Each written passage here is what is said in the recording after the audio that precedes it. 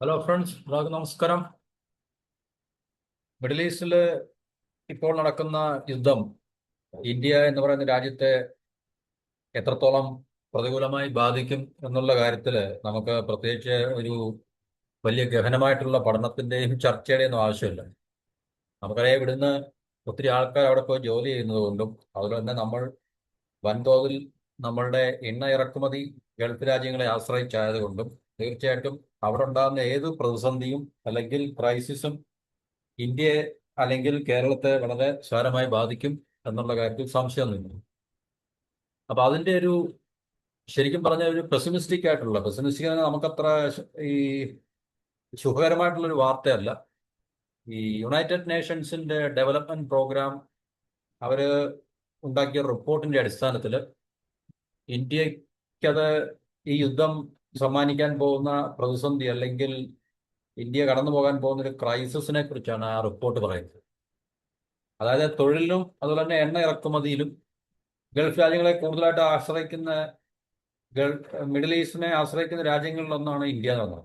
അപ്പൊ മറ്റു രാജ്യങ്ങളൊക്കെ എണ്ണ ഇറക്കുമതി ചെയ്യുന്നുണ്ടായിരിക്കും, പക്ഷെ അവരുടെ നാട്ടിലെ ആൾക്കാർ അവിടെ പോയി ജോലി ചെയ്യുന്നില്ലായിരിക്കും.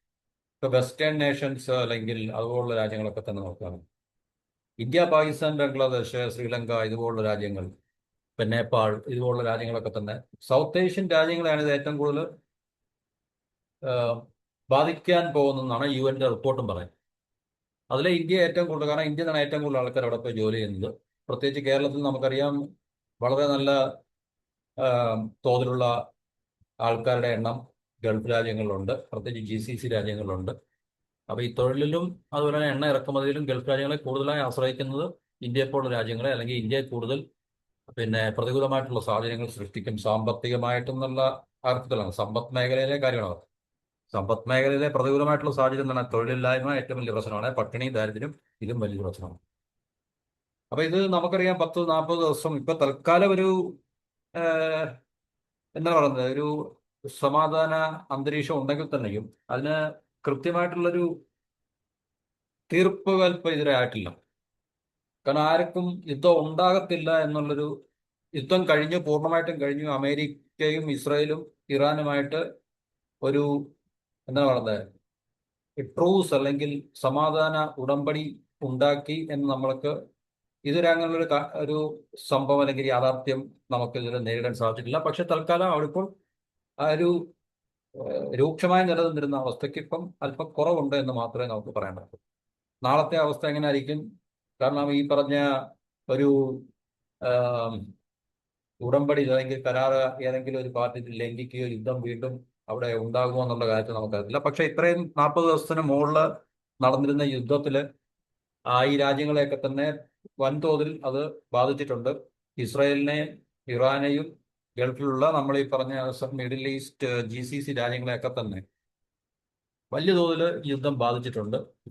അപ്പൊ ഇതെല്ലാം ഈ രാജ്യങ്ങൾക്ക് സാമ്പത്തികമായിട്ട് വളരെ ശക്തമായിട്ടുള്ള ഒരു തിരിച്ചടി അല്ലെങ്കിൽ പ്രതികൂലമായിട്ടുള്ള ഒരു സാഹചര്യം തന്നെ സൃഷ്ടിച്ചിട്ടുണ്ട്. ഒരു ക്രൈസിസ് ഉണ്ട്. കാരണം നമുക്കറിയാം, ഇത്രയും ഇന്റൻസീവ് ആയിട്ടുള്ളൊരു യുദ്ധം നടക്കുമ്പോൾ ആ യുദ്ധത്തിന്റെ പരിധിയിൽ വരുന്ന രാജ്യങ്ങൾക്ക് തീർച്ചയായിട്ടും ക്ഷീണം ഉണ്ടാകും. സാമ്പത്തികമായിട്ട് ക്ഷീണം ഉണ്ടാകാൻ പ്രതിസന്ധി ഉണ്ടാകും.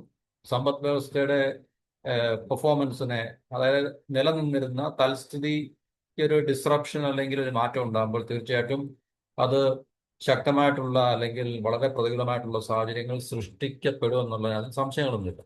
ഇപ്പൊ പുറമെ ഓരോ രാജ്യത്തിന്റെയും ഗവൺമെന്റ് തലത്തിൽ വരുന്ന സ്റ്റേറ്റ്മെന്റ് കുഴപ്പമൊന്നുമില്ല, ഞങ്ങൾ സേഫാണ് അല്ലെങ്കിൽ ഞങ്ങൾ ഓക്കെയാണ്, നമ്മുടെ പിന്നെ രാജ്യത്തിന് പ്രശ്നമൊന്നുമില്ല, പ്രതിസന്ധിയൊന്നും ഇല്ലെന്നൊരു സ്റ്റേറ്റ്മെന്റ് പുറപ്പെടുവിക്കെങ്കിൽ തന്നെയും നമുക്കറിയാം, ശരിയായിട്ടുള്ള കാഴ്ചകൾ അല്ലെങ്കിൽ യാഥാർത്ഥ്യങ്ങൾ അങ്ങനെ ആയിരിക്കത്തില്ല. കാരണം യുദ്ധത്തിന്റെ കെടുതികൾ അനുഭവിക്കുന്ന അല്ലെങ്കിൽ അനുഭവിച്ച രാജ്യങ്ങൾ തീർച്ചയായിട്ടും അവർക്ക് ഡാമേജസും ഡിസ്ട്രക്ഷനും ഒക്കെ ഉണ്ടാകും. അത് അവരുടെ സമ്പദ് വ്യവസ്ഥയെ കാര്യമായിട്ട് ബാധിക്കുന്നതാണ്. പ്രത്യേകിച്ച് ഗൾഫിലെ ഈ പറഞ്ഞ സൗദി ആയാലും UAE, ഖത്തർ ഇതുപോലുള്ള രാജ്യങ്ങളെയൊക്കെ തന്നെ വളരെ അവരുടെ ഇൻഫ്രാസ്ട്രക്ചർ, എനർജി ഇൻഫ്രാസ്ട്രക്ചറിനും അതുപോലെ മറ്റുള്ള ഫിസിക്കൽ ഇൻഫ്രാസ്ട്രക്ചറിനും ഒക്കെ കാര്യമായിട്ടുള്ള കേടുപാടുകളും ഡാമേജുകളും ഒക്കെ സംഭവിച്ചതുകൊണ്ട് അത് വളരെ അവർക്ക് മാത്രമല്ല, അവരെ ആശ്രയിച്ച് കഴിഞ്ഞ് നമ്മളെപ്പോലുള്ള സംസ്ഥാനങ്ങൾക്കും രാജ്യങ്ങൾക്കും ഒക്കെ തന്നെ ശക്തമായിട്ടുള്ള തിരിച്ചടി അല്ലെങ്കിൽ പ്രതികൂലമായിട്ടുള്ള സാഹചര്യങ്ങൾ ഉണ്ടാക്കും എന്നുള്ള സംശയങ്ങളൊന്നുമില്ല. ഇപ്പൊ ഈ UN റിപ്പോർട്ട് അനുസരിച്ചിട്ട് ദക്ഷിണേഷ്യൻ രാജ്യങ്ങൾ, പ്രത്യേകിച്ച് south Asia, India, Pakistan, Bangladesh, ഞാൻ നേരത്തെ പറഞ്ഞല്ലോ,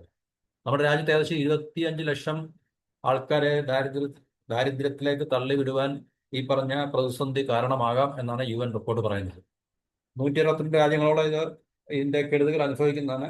അപ്പോൾ ഓരോരുത്തരെയും ഓരോ രീതിയിലായിരിക്കും ബാധിക്കുന്നത്. കാരണം ഒട്ടുമിക്ക രാജ്യങ്ങളും ഗൾഫിൽ ഈ കൂടുതലായിട്ട് പോയി ജോലി ചെയ്യുന്ന ആൾക്കാരല്ല. ഏറ്റവും കൂടുതൽ ജോലി ഇന്ന് നമ്മളെപ്പോലുള്ള രാജ്യങ്ങളിൽ നിന്നൊക്കെയാണ്. പക്ഷേ എനർജി ഇമ്പോർട്ട് ചെയ്യുന്ന രാജ്യങ്ങളായതുകൊണ്ട് അവർക്ക് അവരുടെ അതിൻ്റെതായിട്ടുള്ള ബുദ്ധിമുട്ടുകൾ, സാമ്പത്തികമായിട്ടുള്ള പ്രതിസന്ധികൾ ഉണ്ടാകും. ദാരിദ്ര്യത്തിന്റെ നിരക്കും തൊഴിലില്ലായ്മയും ഒക്കെ തന്നെ ഈ പറഞ്ഞ വിലക്കയറ്റം ഒക്കെ തന്നെ എല്ലാ രാജ്യങ്ങളും, ഈ പറഞ്ഞ 122 രാജ്യങ്ങളെ ബാധിക്കാനുള്ള സാധ്യതയുണ്ട്. അല്ലെങ്കിൽ ഈ യുദ്ധം കാരണം അത് ഉണ്ടാകാൻ ഉള്ളൊരു പോസിബിലിറ്റി ഉണ്ടെന്നാണ് റിപ്പോർട്ട് പറയുന്നത്. ഇപ്പൊ ഇത് തൊഴിലായിട്ട് പോകും നമുക്കറിയാം. അതുപോലെ തന്നെ എണ്ണ ഇറക്കുമതി ചെയ്യുന്ന രാജ്യങ്ങൾ, ഭക്ഷ്യോൽപ്പന്നങ്ങൾ ഗൾഫിലേക്ക് കയറ്റുമതി ചെയ്യുന്ന രാജ്യങ്ങൾ, അതുപോലെ തന്നെ ഗൾഫിൽ നിന്നൊക്കെ ഫെർട്ടിലൈസേഴ്സ് ഇറക്കുമതി ചെയ്യുന്ന രാജ്യങ്ങൾ. അപ്പൊ ഇങ്ങനെയുള്ള രാജ്യങ്ങളെയൊക്കെ തന്നെ നമുക്കറിയാം, ഫെർട്ടിലൈസറിന്റെ ഇമ്പോർട്ടൻസ് പറഞ്ഞാൽ അത് ഭക്ഷ്യോൽപാദനവുമായി ബന്ധപ്പെട്ട ഒരു കാര്യമാണ്. അപ്പൊ ഗൾഫിൽ നിന്നും സ്ട്രൈറ്റ് ഓഫ് ഹോർമസ് വഴി പ്രത്യേകിച്ച് ഫെർട്ടിലൈസർ ഇഷ്ടം പോലെ വെളിയിലേക്ക് പോകുന്നുണ്ട്. ഗൾഫിലെ ഫെർട്ടിലൈസറിന്റെ, അതായത് മിഡിൽ ഈസ്റ്റ് രാജ്യങ്ങളിൽ ഫെർട്ടിലൈസേഴ്സിന്റെ പ്രൊഡക്ഷൻ വളരെ കൂടുതലാണ്. അപ്പോൾ ഒട്ടനവധി രാജ്യങ്ങൾ, ഇന്ത്യ പോലുള്ള രാജ്യങ്ങൾ, പാകിസ്ഥാനായാലും ചൈനയൊക്കെ തന്നെ ആയാലും ഈ ഫെർട്ടിലൈസറിന് വേണ്ടി മിഡിൽ ഈസ്റ്റിനെ ഡിപ്പെൻഡ് ചെയ്യുന്നതാണ്. പെട്രോളിയം ക്രൂഡിനെ മാത്രമല്ല ആശ്രയിക്കുന്നത്. അപ്പോൾ ഈ സ്ട്രൈറ്റ് ഓഫ് ഹോർമസിനകത്തിലുള്ള ഡിസ്റപ്ഷൻ കാരണം ഈ ഫെർട്ടിലൈസറിന്റെ വരവിലും പോക്കിലും ഒക്കെ തന്നെ പ്രശ്നം സൃഷ്ടിക്കുന്നുണ്ട്. നമ്മളെപ്പോൾ രാജ്യങ്ങൾ ഒക്കെ തന്നെ അത് ഭക്ഷ്യോൽപാദന മേഖലയൊക്കെ തന്നെ അത് ബാധിക്കും. ഭക്ഷ്യോൽപാദനം കുറയും, അത് ഭക്ഷ്യസുരക്ഷയെ ബാധിക്കും. അത് പട്ടിണിയും ദാരിദ്ര്യമൊക്കെ ഉണ്ടാക്കാനുള്ള സാധ്യത നമുക്ക് തള്ളിക്കളയാൻ പറ്റത്തില്ല. അപ്പൊ ഭക്ഷ്യോൽപ്പന്നങ്ങൾ കയറ്റുമതി ചെയ്യുന്ന രാജ്യങ്ങൾ, അതൊക്കെ ഇന്ത്യ ഭക്ഷ്യോൽപ്പന്നങ്ങൾ ഗൾഫിലേക്കൊക്കെ കയറ്റുമതി ചെയ്യുന്നുണ്ട്. അരിയും മറ്റ് പച്ചക്കറികളും പഴങ്ങളും ഒക്കെ തന്നെ ഇന്ത്യ ഈ പറഞ്ഞ സ്ഥലങ്ങളിലേക്ക് കയറ്റുമതി ചെയ്യുന്നു. ഇന്ത്യ മാത്രമല്ല, പാകിസ്ഥാനും അഫ്ഗാനിസ്ഥാനും ഒക്കെ തന്നെ ചെയ്യുന്നുണ്ട്, ചൈനയൊക്കെ തന്നെ.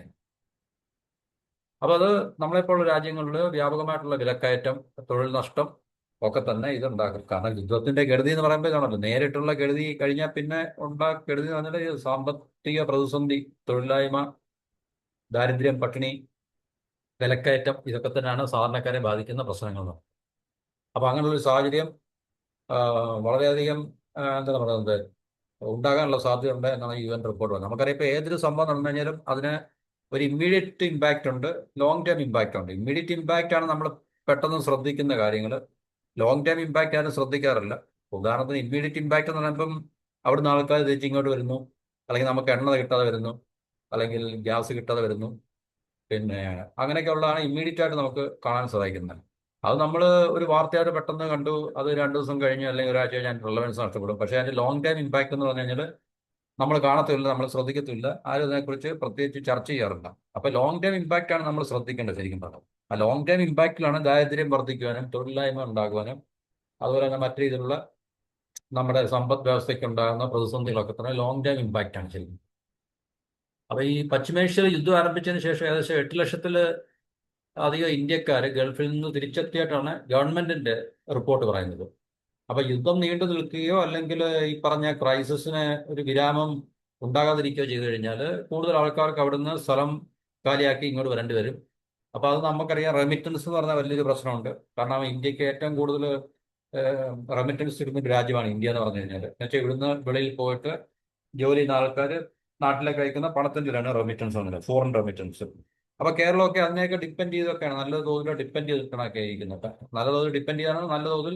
കാരണം ഇവിടുന്ന് ഒത്തിരി ആൾക്കാർ ഉള്ളത് കൊണ്ട് തീർച്ചയായിട്ടും ഗൾഫ് മണി നമ്മൾ പറഞ്ഞില്ല, ഗൾഫ് മണിയെ ആശ്രയിക്കാൻ നമ്മൾ പറ്റില്ല. അപ്പൊ ഗൾഫ് മണിയെ കേരളത്തിന്റെ സമ്പദ് വ്യവസ്ഥയെ സംബന്ധിച്ച് വലിയൊരു ഇമ്പോർട്ടൻ്റ് ആയിട്ടുള്ള ഒരു ഫാക്ടറാണ്. അപ്പൊ അതിനകത്തുള്ള ഒഴുക്കിനകത്തിൽ കുറവ് വരുമ്പോൾ തീർച്ചയായിട്ടും അത് നമ്മുടെ സമ്പദ് വ്യവസ്ഥയെ ബാധിക്കും. നമ്മൾ നേരത്തെ പറഞ്ഞ ഇതര സംസ്ഥാന തൊഴിലാളികളൊക്കെ ഇവിടെ വന്ന് ഒത്തിരി പണി ചെയ്യുന്നതാണ്. അപ്പം അവരേർപ്പെടുന്ന മേഖലകളിലൊക്കെ തന്നെ ഈ ഒരു എന്താ പറയുന്നത് പ്രതിസന്ധി, ഈ ഗൾഫ് മണിയുടെ വരവിനകത്തിൽ കുറവുണ്ടാകുമ്പോൾ ഈ പ്രതിസന്ധി ഈ തൊഴിലാളികൾ തൊഴിൽ ചെയ്യുന്ന ഇടങ്ങളിലും അല്ലെങ്കിൽ മേഖലകളിലൊക്കെ തന്നെ ബാധിക്കാം. അപ്പൊ അവിടെ തൊഴിലവസരങ്ങൾ നഷ്ടപ്പെട്ടു കഴിഞ്ഞാൽ അവർക്ക് തിരികെ പോകേണ്ടി വരും.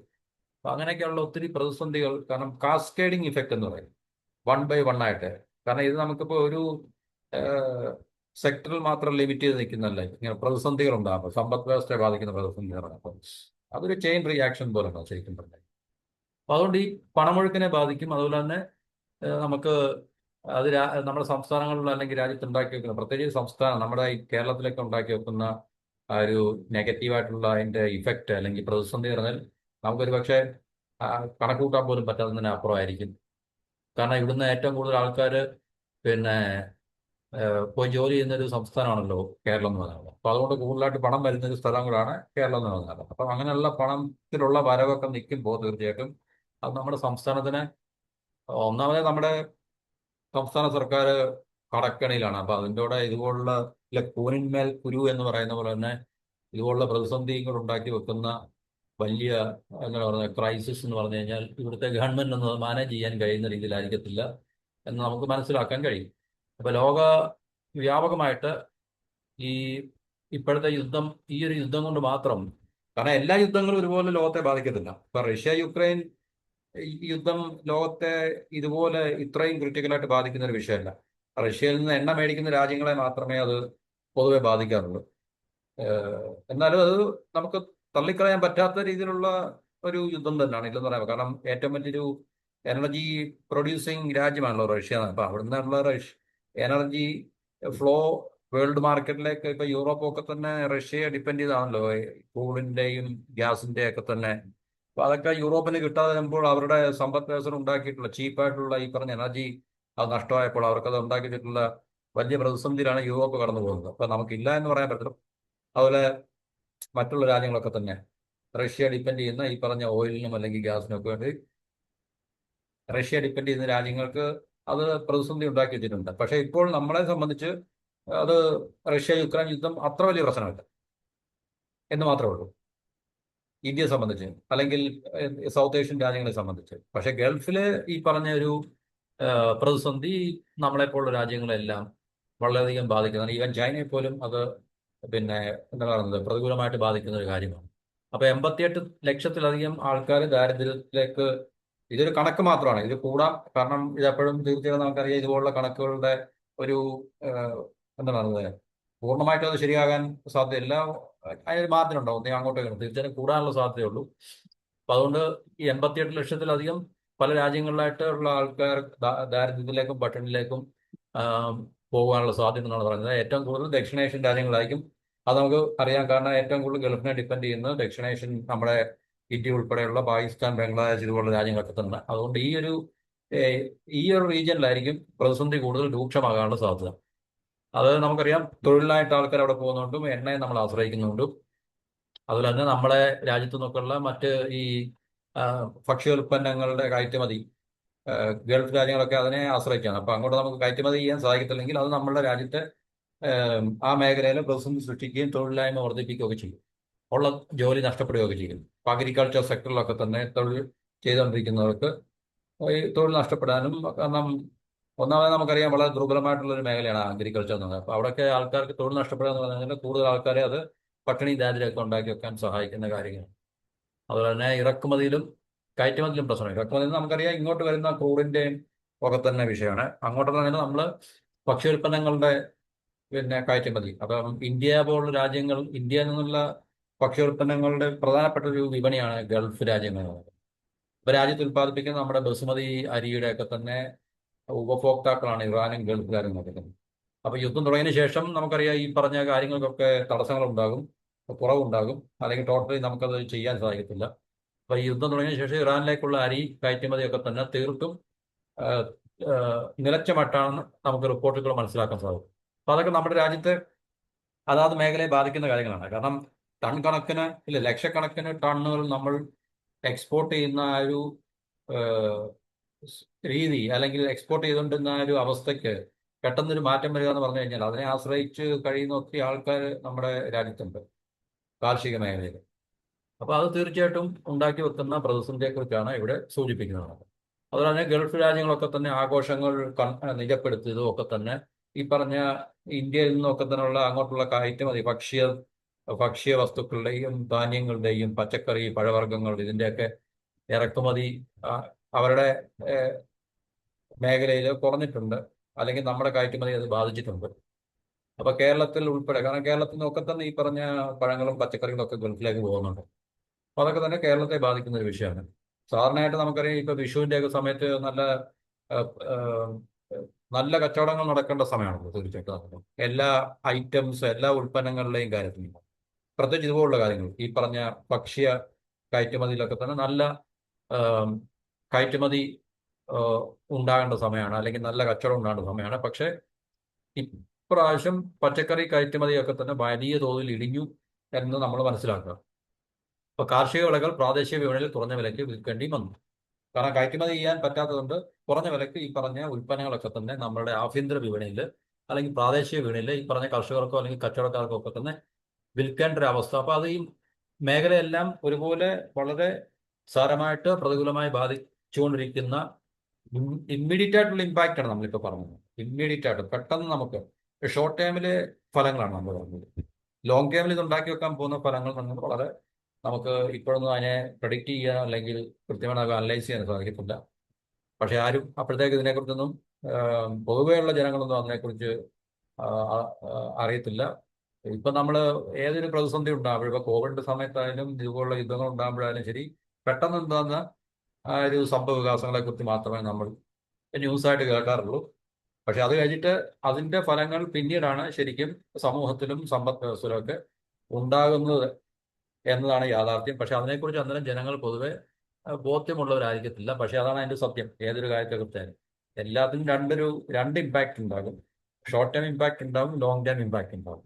ഇപ്പൊ ലോങ് ടൈം ഇമ്പാക്റ്റ് ആണ് നമ്മളെ സംബന്ധിച്ച് ശരിക്കും നമ്മൾ ശ്രദ്ധ ചെലുത്തേണ്ടതും, അല്ലെങ്കിൽ അതിനെയാണ് നമ്മൾ മാനേജ് ചെയ്യാൻ പ്രിപ്പറേഷൻ നടത്തേണ്ടതും ശരിക്കും പറഞ്ഞു കഴിഞ്ഞാൽ. അപ്പൊ അതുകൊണ്ട് ഈ പറഞ്ഞ യുദ്ധം ഇന്ത്യ പോലുള്ള രാജ്യങ്ങളിൽ, അതുപോലെ തന്നെ കേരളം പോലുള്ള സംസ്ഥാനത്തൊക്കെ തന്നെ ഉണ്ടാക്കി വെച്ചുകൊണ്ടിരിക്കുന്ന ദുരിതം, പ്രതിസന്ധി വളരെ രൂക്ഷമാണ് എന്നുള്ള കാര്യത്തിൽ സംശയങ്ങളൊന്നുമില്ല.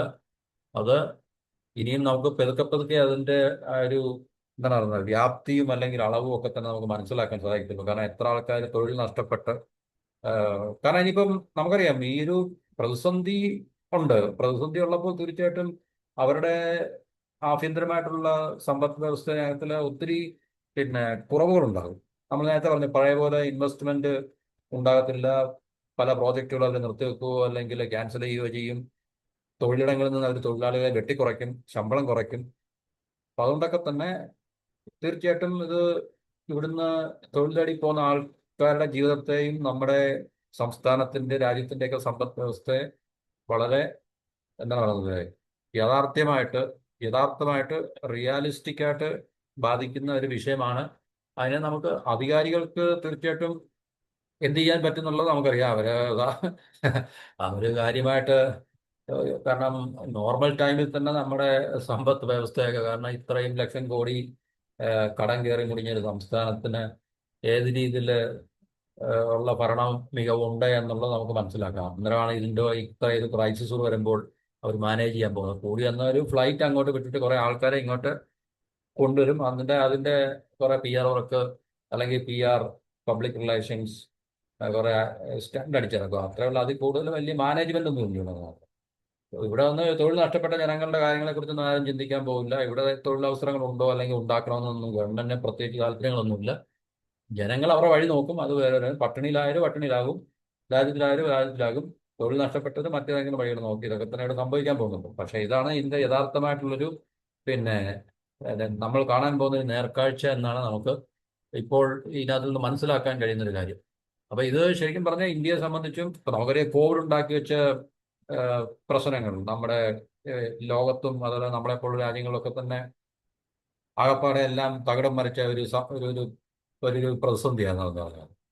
ഇല്ലേ? അത് ഇപ്പം യുദ്ധസമാനമായിരുന്നു. യുദ്ധസമാനം എന്ന് പറഞ്ഞു കഴിഞ്ഞാൽ ബോംബും മിസൈലും ഒന്നും ഇല്ലായിരുന്നു. എന്നാൽ തന്നെ ആൾക്കാർക്ക് ജീവഹാനി സംഭവിച്ചു. അതുപോലെ തന്നെ സമ്പദ് വ്യവസ്ഥ മൊത്തം തകിടം മറിയുകയും അല്ലെങ്കിൽ തകർന്ന് തരിപ്പണമാവുകയും ചെയ്തു. അത് പിന്നെ ഗവൺമെന്റ് ഏഹ്, ശരിക്കും പറഞ്ഞു കഴിഞ്ഞാൽ അവരത് അറിഞ്ഞുകൊണ്ട് അത് അത് വേറൊരു എന്താണ് രീതിയാണ് ശരിക്കും പറഞ്ഞത്. ഇപ്പൊ നമ്മളെപ്പോലുള്ള രാജ്യങ്ങളുടെ സ്വതന്ത്ര പരമാധികാരം മറ്റുള്ളമാർക്ക് കൊണ്ടുപോയി പണയം വെച്ചതിന്റെ അടിയറ വെക്കുന്നതിന്റെ ഒക്കെ തന്നെ ഒരു കാരണം കൊണ്ടാണ് അങ്ങനെ സംഭവിച്ചത്. അല്ല യുദ്ധത്തിന്റെ രണ്ട് രാജ്യങ്ങൾ തമ്മിൽ യുദ്ധം ചെയ്ത് ബോംബും മിസൈലും ഡ്രോണും ഒന്നും വന്ന് പതിച്ചതിന്റെ ഫലമായിട്ടോ നമ്മുടെ രാജ്യത്തിന്റെ ഇൻഫ്രാസ്ട്രക്ചേഴ്സ് നശിച്ചതിന്റെ ഫലമായിട്ടോ ഒന്നുമല്ല അന്നത്തെ പ്രതിസന്ധി. അപ്പൊ അത് നമുക്ക് യുദ്ധസമാനം എന്ന് പറഞ്ഞു കഴിഞ്ഞാൽ ആൾക്കാർക്ക് മരണം സംഭവിച്ചു, ജീവഹാനി സംഭവിച്ചു എന്ന് ഉള്ളതുകൊണ്ട് മാത്രം ഞാൻ പറഞ്ഞാണ്. പക്ഷെ എന്നാലും അത് ഉണ്ടാക്കി വെച്ചിട്ടുള്ള കെടുതിയിൽ നിന്നും ഇന്ത്യയെ പോലുള്ള രാജ്യങ്ങളൊന്നും ഇപ്പോഴും ഒരിക്കലും നമ്മൾ കരകയറിയിട്ടില്ല. പിന്നെ അതുപോലെ തന്നെ മറ്റ് പല പ്രതിസന്ധികൾ ഉണ്ടാക്കി വെച്ചിട്ടുണ്ടായിരുന്നു, നോട്ട് ബാന്. അപ്പൊ അങ്ങനെ ഓരോന്നോരോന്നായിട്ട് ഇന്ത്യക്ക് സമ്മാനമായി ലഭിച്ചുകൊണ്ടിരിക്കുകയാണ്. ഇപ്പൊ ഏറ്റവും ലേറ്റസ്റ്റ് ആയിട്ടുള്ള മിഡിൽ ഈസ്റ്റിലെ ഈ പറഞ്ഞ യുദ്ധത്തിന്റെ ആ, കെടുതികൾ മൂലം നമ്മൾ നേരിടാൻ പോകുന്ന പ്രശ്നങ്ങളും പ്രതിസന്ധികളുമാണ്. അപ്പൊ അതിനെക്കുറിച്ചാണ് ഈ റിപ്പോർട്ട് ബേസ് ചെയ്തിട്ട് നമ്മൾ ഇപ്പോൾ ഇവിടെ ഈ ഒരു എന്താ പറയുന്നത് ടോപ്പിക്കുമായിട്ട് ടോപ്പിക്കിനെ നമ്മൾ ഡിസ്കസ് ചെയ്യുന്നത്. അപ്പൊ അത് നമ്മുടെ ഗവൺമെന്റ്, കേന്ദ്ര ഗവൺമെന്റ് ആയാലും സംസ്ഥാന ഗവൺമെന്റ് ആയാലും തീർച്ചയായിട്ടും അവരിനതിൽ കാര്യമായിട്ടുള്ള പിന്നെ എന്താ പറയുന്നത് പക്ഷേ ജനങ്ങൾക്ക് തൊഴിൽ കൊടുക്കാൻ പറ്റിയ രീതിയിലുള്ള അല്ലെങ്കിൽ ജനങ്ങൾക്കുണ്ടായിട്ടുള്ള നഷ്ടങ്ങളെ പിന്നെ കോമ്പൻസേറ്റ് ചെയ്യാനൊന്നും തീർച്ചയായിട്ടും ഗവൺമെന്റ് തയ്യാറാവത്തില്ല. അവർ കുറെ ഗിമിക്സിനകത്തിൽ ഏർപ്പെടുക, എന്നിട്ട് ജനങ്ങളുടെ കണ്ണിൽ മണ്ണ് വാരിയിടുക എന്നുള്ളതാണ് അവരുടെ യൂഷ്വലായിട്ടുള്ള രീതികൾ ഏത് രാഷ്ട്രീയ പാർട്ടി അധികാരത്തിൽ വന്നു കഴിഞ്ഞാൽ. അപ്പൊ ജനങ്ങൾ നേരിടുന്ന പ്രതിസന്ധി ജനങ്ങൾ സ്വയം നേരിടുക, അല്ലെങ്കിൽ അവരതിന് പരിഹാരം കാണുക എന്നല്ലാതെ അതിനപ്പുറത്ത് വേറെ ഒരു കാഴ്ചകളൊന്നും നമ്മൾ ഇത്ര നാളും കണ്ടിട്ടില്ല. അപ്പൊ ഇത്രയാണ് നമുക്ക് ഈ റിപ്പോർട്ടിനെ ഈ ഒരു ടോപ്പിക്കിനെ കുറിച്ച് തൽക്കാലം ഷെയർ ചെയ്യാനുള്ളത്. മറ്റൊരു ടോപ്പിക്കുമായിട്ട് അടുത്ത വീഡിയോ. എല്ലാവർക്കും നന്ദി, നമസ്കാരം.